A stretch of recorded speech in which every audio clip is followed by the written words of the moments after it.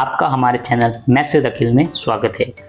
आज हम class 10th के गणित विषय में प्रश्नावली 1.1 के तीसरे सवाल को हल करेंगे। तो सबसे पहले अपन देखते हैं प्रश्न में हमें कहा गया है अभाज्य गुणनखंड विधि द्वारा निम्नलिखित पूर्णांकों के एचसीएफ और एलसीएम ज्ञात करने। हमें एचसीएफ और एलसीएम ज्ञात करने पर किस विधि द्वारा? अभाज्य गुणनखंड द्वारा। तो सबसे पहले अपन क्या करते हैं, ये जो भी संख्या दी हुई है सबसे पहले उनके अपन अभाज्य गुणनखंड करेंगे। तो सबसे अपन को क्या 12, 15 और 21 के अभाज्य गुणनखंड करने होंगे। तो करते हैं। सबसे पहले 12 का अभाज्य गुणनखंड। 12 एक सम संख्या है, 2 का भाग जाएगा 6 बार, वापस 2 का जाएगा 3 बार, 3 में 3 का ही जाता है। इसी की तरह अपन 15 का भी करेंगे। 15 का करेंगे, 15 विषम संख्या है, 3 का, फिर 5 का, फिर 1 बार। इसी की तरह 21 का भी करेंगे। 21 विषम संख्या है, 3 का, 7 का और 1 बार। ठीक है, सबसे पहले अपन संख्याओं को लिखते हैं। 12 के अभाज्य गुणनखंड 2 गुणा 2 गुणा 3। 15 के अभाज्य गुणनखंड 3 गुणा 5 और 21 के अभाज्य गुणनखंड 3 गुणा 7। अभी सबसे पहले अपन इसके एचसीएफ ज्ञात करेंगे। एचसीएफ का मतलब क्या है? ऐसी संख्या जो इन सब के अभाज्य गुणनखंड में कॉमन आए, यानी कि जो सब में आनी चाहिए। तो आप देख सकते हैं 3 इन सब में कॉमन आ रही है। तो अपन लिखेंगे एचसीएफ ऑफ 12, 15 व 21 क्या होगा? 3। उसी तरह से अपन ज्ञात करेंगे एलसीएम ऑफ 12, 15 और 21। एलसीएम का मतलब ये होता है कि अधिकतम जितनी भी घात होती है ना, वो सब पूरी लेंगे अपन। जैसे 2 की अधिकतम घात आपको कितनी दिख रही है? 2। 3 की अधिकतम घात 1 ही दिख रही है, 5 की अधिकतम घात भी 1 ही दिख रही है और 7 की अधिकतम घात भी 1 ही दिख रही है। फिर इनको आपस में गुणा करेंगे।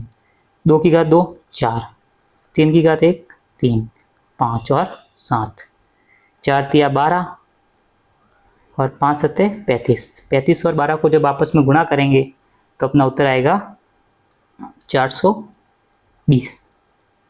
तो 420 अपने क्या हो गए? 420 अपना हो गया एलसीएम और 3 हो गया अपना एचसीएफ। तो इसी तरह से अपन अगला सवाल, दूसरा सवाल करेंगे नेक्स्ट पेज पर। तो दूसरे सवाल में अपन को ये कहा गया है कि संख्याएं 17, 23 और 29 के अभाज्य गुणनखंड करके एचसीएफ और एलसीएम ज्ञात करना है। तो सबसे पहले अपन 17, 23 और 29 का क्या करेंगे? अभाज्य गुणनखंड। सबसे पहले 17 के करते हैं। 17 आपको पता है 17 क्या है? एक अभाज्य संख्या है। तो 17 में 17 का ही भाग जाएगा। उसी की तरह 23 का, 23 भी आपको पता है एक अभाज्य संख्या है, 23 में 23 का ही भाग जाता है। उसी की तरह से 29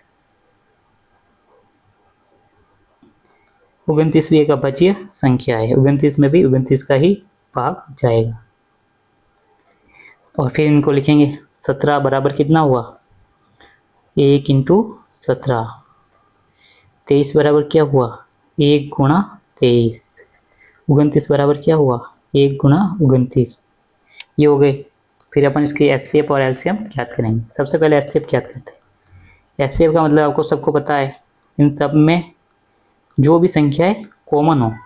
तो आपको दिख रहा है 17, 23 और 29 में कोई संख्या कॉमन नहीं सिवाय 1 की। तो इसका एचसीएफ होगा 1।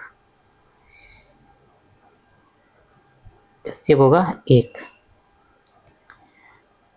इसी तरह से हम एलसीएम ज्ञात करेंगे। एलसीएम ज्ञात करने के लिए आपको पता है जो भी इनकी अधिकतम घात है, अधिकतम घात का मतलब सारी संख्याएं लेनी है और उनकी अधिकतम घात। तो 1 हो गया, फिर 17 हो गया, फिर 23 हो गया, फिर 29 हो गया।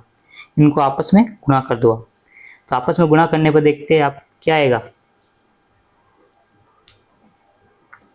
11,339। तो 11,339 क्या हुआ? एलसीएम हो गया इनका। यानी कि आप कह सकते हैं कि संख्याएं 17, 23 और 29 का एचसीएफ तो 1 होगा, यानी मसप 1 होगा और लसप होगा 11,339। इसी की तरह से अब हम इसका अगला सवाल करेंगे नेक्स्ट पेज पर। इस पेज में अपन को कहा गया है कि प्रश्न संख्या 3, जिसमें अपन को संख्याएं दी हुई है 8, 9 और 25। 8, 9 और 25 में आपको क्या करना है, इनके लसप और मसप ज्ञात करने, वो भी कैसे, अभाज्य गुणनखंड विधि द्वारा। तो सबसे पहले 8 और 9 और 25 के अभाज्य गुणनखंड करेंगे। सबसे पहले 8 का करते हैं। 8 एक सम संख्या है, 2 का जाएगा 4 बार, वापस 2 का भाग जाएगा 1। इसी तरह से 9 का करेंगे। 9 में 3 का जाएगा 3 बार। इसी तरह से अपन 25 का भी करेंगे। 25 में 5 का जाएगा 5 बार। 8 के अभाज्य गुणनखंड क्या हुए, 2 इंटू 2 इंटू 2।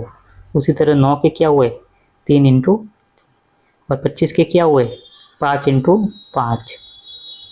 फिर अपन एलसीएम और एचसीएफ ज्ञात करेंगे। सबसे पहले एलसीएम, अब की बार एलसीएम पहले ज्ञात करते हैं। एलसीएम का मतलब क्या होता है, अधिकतम घात जितनी भी है उन सबको लिखेंगे और गुणा करेंगे। अधिकतम घात क्या है, 2 की अधिकतम घात है 3, 3 की अधिकतम घात क्या है 2, और 5 की अधिकतम घात क्या है 2। तो सबसे पहले इनको गुणा करो।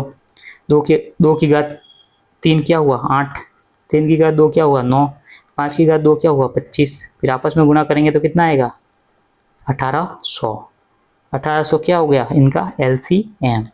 अब एचसीएफ ज्ञात करेंगे। एचसीएफ का एलसीएफ ज्ञात कैसे करेंगे, इनमें जो भी कॉमन है, तो आपको दिख रहा है 8 में सारी 2 वाली संख्या है, 9 में सारी 3 वाली है और 25 में 5 वाली है। तो इनमें कॉमन आपको कुछ भी नहीं दिख रहा है। तो जहाँ पे कॉमन कुछ नहीं दिखता है वहाँ पे अपन को 1 रखना है। तो इसका मसब तो हुआ 1 और लसब हुआ 1800। तो उसी की तरह से अपन ने तीसरा सवाल कक्षा 10 के प्रश्नावली 1.1 का पूरा कर दिया है। धन्यवाद।